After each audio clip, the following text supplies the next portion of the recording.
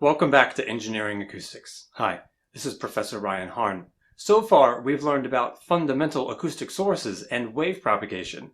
In this video, we'll begin to learn about the basics of modeling combinations of acoustic sources. So let's get started. The first thing to know about acoustic source modeling is that many sources of sound are complex. And since many sounds generate from the movement of material and structural surfaces as they oscillate against fluids, the exact distribution of acoustic pressure over the surfaces is complex and time varying. Take, for instance, the sounds radiated from a blender come not only from the container housing the fluid, but also from the metal casing, or sounds radiated from a 3D printer enclosure. Some of the sound passes through the acrylic or plexiglass walls, and also holes on the backside might radiate direct sound. Sounds are also complex in manufacturing, transportation, aerospace, you name it. But by understanding the pressure sources, we can determine the waves that are radiated into the environment. This is the goal of acoustic source modeling.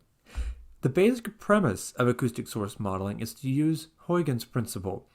Huygens Principle was originally determined for optics, and it states here for acoustics that every point on a wavefront is itself the source of spherical waves. There are two important outcomes of Huygens Principle that we'll use in this course. The first is direct.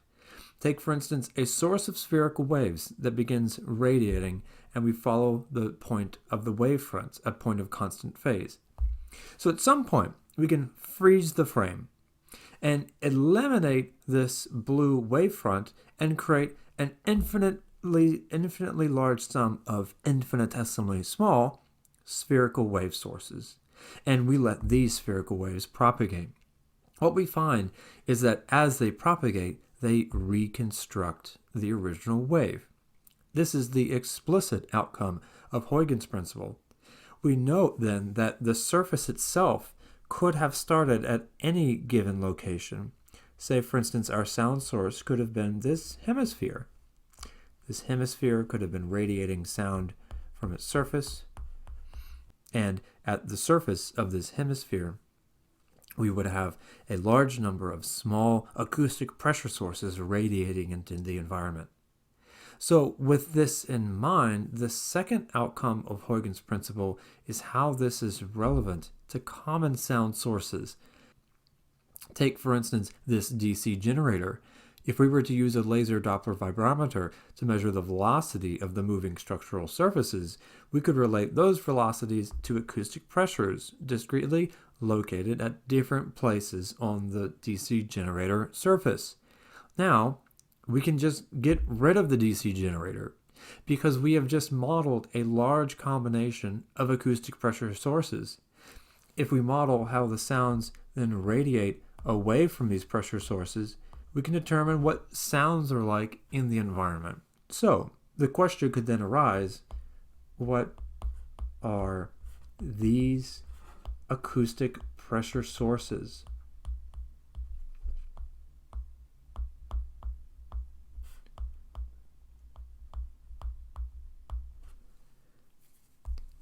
In fact, they're called monopoles. The fundamental acoustic source is an oscillating sphere. It's exactly what it says. It oscillates radially, almost like it's a balloon pumping air in and out of the interior of the balloon. The monopole, not surprisingly, radiates spherical acoustic waves. And if we look at a monopole with a radius A in spherical coordinates, where the acoustic pressure is a function of R, phi, and theta. Knowing that the oscillating surface velocity has amplitude u, so u would have units of meters per second. So the oscillating surface amplitude would be u times e to the j omega t. This is our boundary condition.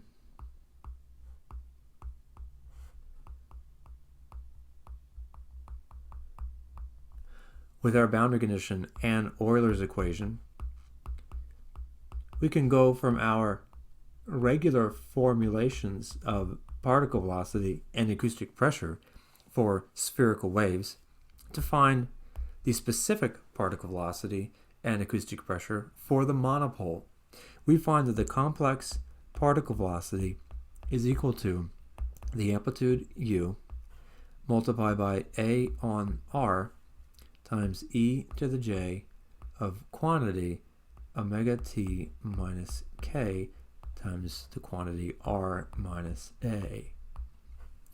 Similarly, once we apply the boundary condition and Euler's equation, we can convert this to the acoustic pressure radiated by a monopole. That is, the complex acoustic pressure is equal to rho naught c times the amplitude u multiplied by a on r multiplied by the ratio j ka divided by 1 plus j ka. And then the same complex exponential, e to the j omega t minus k times the quantity r minus a. There's a special case we can find when we study the acoustic pressure distribution for the monopole. What we find is a ratio of jka divided by 1 plus jka. Let's look more at this ka product. The wave number k is equal to omega on c, which is also written as 2 pi f on c. Now, we know that the wavelength is c on f, so we can write here that we've got the wave number is 2 pi 1 on lambda. So that means Ka is 2 pi a on lambda. And let's consider what that means.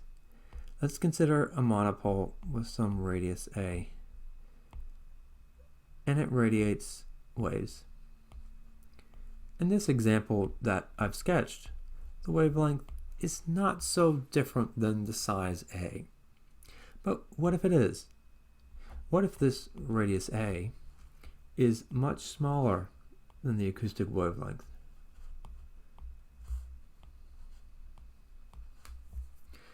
When the wavelength lambda is long compared to a, which is a way of stating that Ka is much less than 1, the acoustic pressure distribution simplifies for the monopole. And what we have is that J rho naught C times capital U A on R times Ka e to the j omega t minus kr. And this is called a point source. It's an acoustically small monopole. Acoustically small because the source size is small with respect to the wavelength. Let's look more into this Ka product. When Ka is much less than 1, the monopole is called a point source, and it means that the acoustic source is small with respect to the wavelength. We know that the wavelength for fluids is C on F. It's the sound speed of the fluid divided by the frequency in hertz. C is around 343 in air, meters per second in air, and it's around 1500 in water, meters per second in water. So let's consider what this means. Is the acoustic source size always independent of the fluid? Well, let's consider that we have an acoustic source.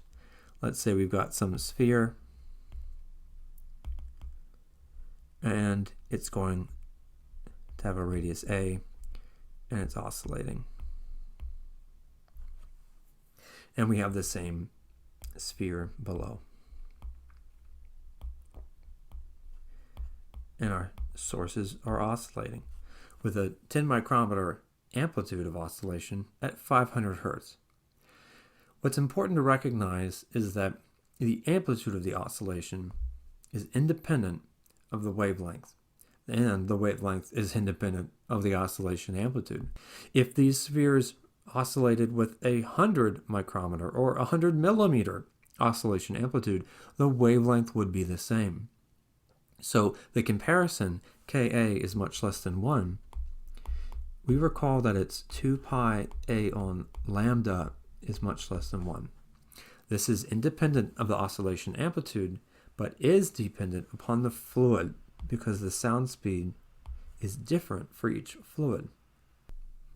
This method is quite practical to model a wide range of acoustic sources where the surfaces vibrate and sound is radiated into the environment. It's as simple as taking a sum of many small acoustic point sources and their individual acoustic pressure contributions. But there is a caveat. If we take this DC generator example once more and consider discretizing the surface into many small acoustic point sources, not only do the point sources need to be small with respect to the wavelength, but we need to have many sources. They need to be spaced apart in the distance d less than 1/6 of a wavelength.